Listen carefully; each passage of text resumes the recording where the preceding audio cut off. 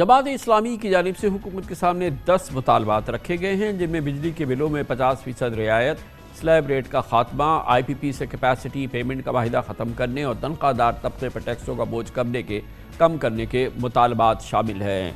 मज़ीद मालूमात हासिल करते हैं, बराह रास्त जाते हैं धरने के मकाम पर। जमात इस्लामी ने जहाँ धरना दिया हुआ है, हज़ारों लोग वहाँ पर मौजूद हैं। यकीनन पाकिस्तानियों के हर पाकिस्तानी की दिल की आवाज़ है। पाकिस्तान में जारी महंगाई और उसमें ख़ात्मे के मुतालबात में ऑब्वियसली तमाम कौम शामिल है।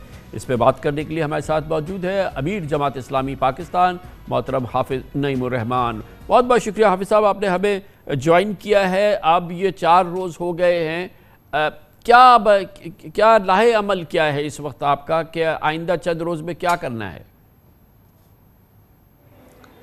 बहुत शुक्रिया कामरान खान साहब। देखें, बात यह है कि आप भी इस बात को अच्छी तरह जानते हैं कि जब हम कोई तहरीक लेकर चलते हैं तो सिर्फ सियासी पॉइंट स्कोरिंग या पार्टी पॉलिटिक्स नहीं करते, बल्कि उस मसले को एड्रेस करते हैं और उसको हल करने की कोशिश करते हैं।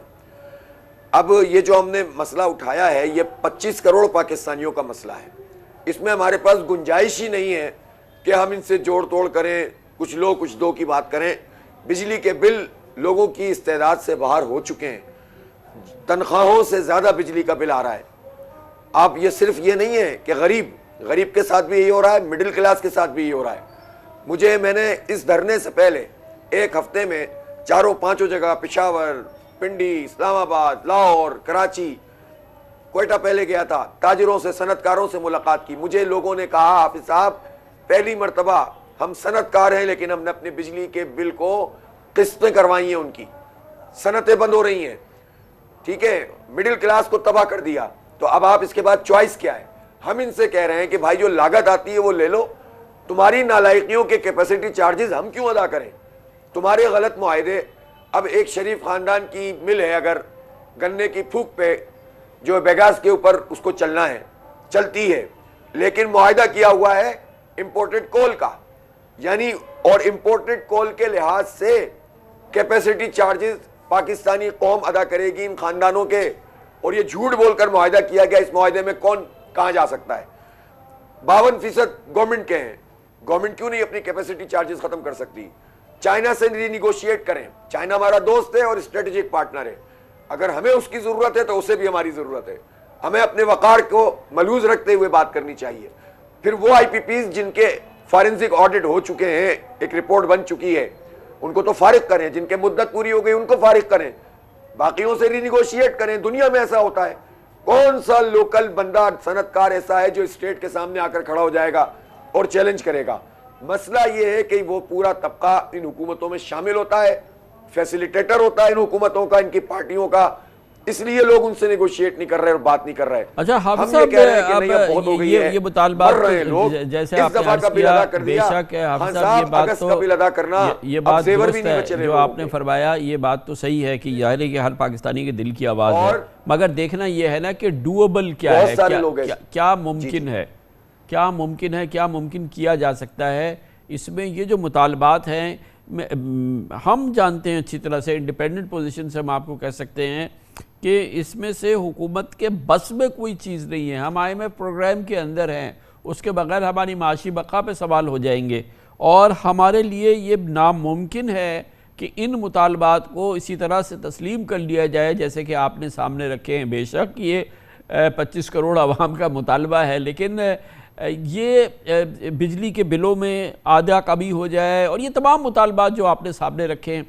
किसी भी माशी माहिरीन को, आपके साथ माशाल्लाह बहुत लोग मुंसलिक हैं, आप उनसे पूछ रहे हैं ये नामुमकिन है, तो इसके लिए कोई ऐसा रास्ता आपने तजवीज़ किया है या सोचा है जो कि डूबल हो, वो हुकूमत से आप करा लें?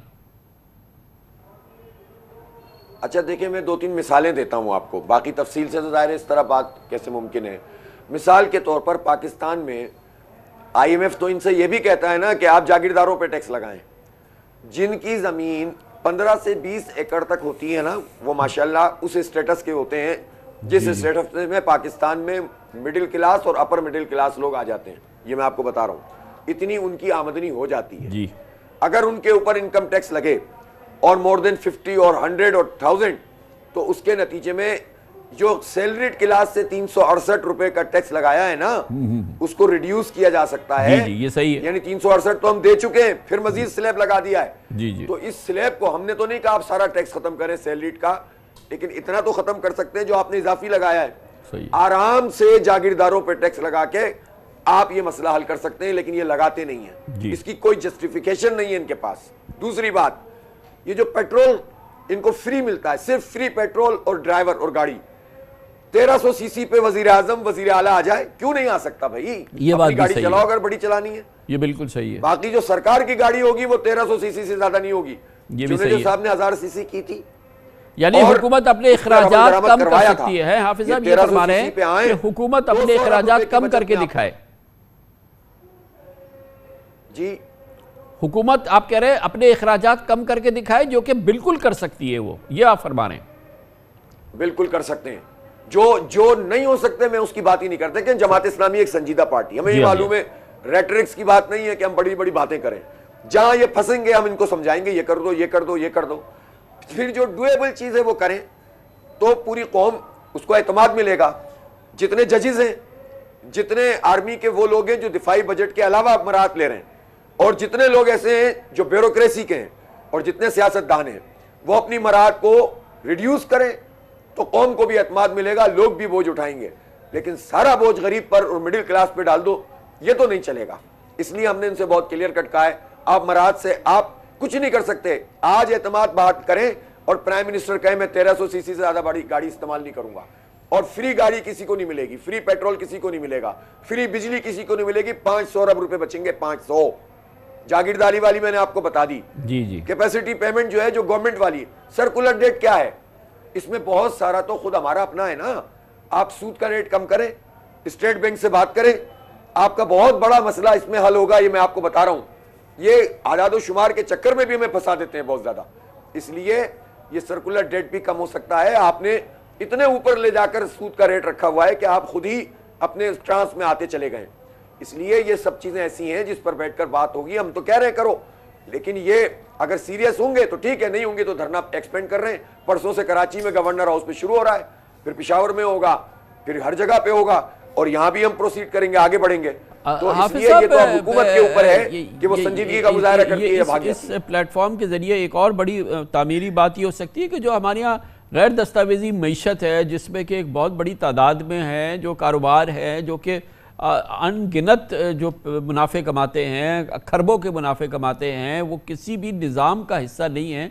अगर वो टैक्स निज़ाम के अंदर शामिल हो जाए तो यकीनी तौर पे एक चीज़ शायद अभी आपने जिक्र नहीं किया, ये सिर्फ वो निज़ाम, वो टैक्स का निज़ाम, या टैक्स का जो मरकज़ है FBR, वहाँ पे हुकूमती अल्फाज है कि 1000 अरब रुपए की करप्शन है। अगर ये 1000 अरब रुपए की करप्शन चाहे आधी भी हो जाए तो 500 अरब तो यहां से बच रहे हैं।